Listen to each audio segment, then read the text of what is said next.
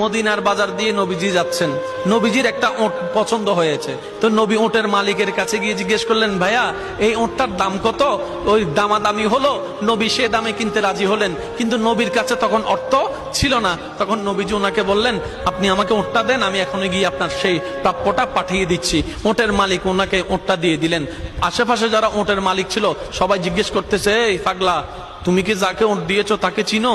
বলে যে না। নাম জানো? বলে যে না। পরিচয় জানো? বলে যে না। ঠিকানা জানো? না। তো তুমি যে ওটটা দিয়ে দিলা, উনি যদি ওটার টাকাটা না ফাটায় তখন তো তুমি লসের মধ্যে চলে যাবা। সে ওটের মালিক বলে, এত সুন্দর নুরানি চেহারাওয়ালা কখনো বাটপার হতে পারে না, কখনো চিটার হতে পারে না, কখনো মিথ্যুক হতে পারে না।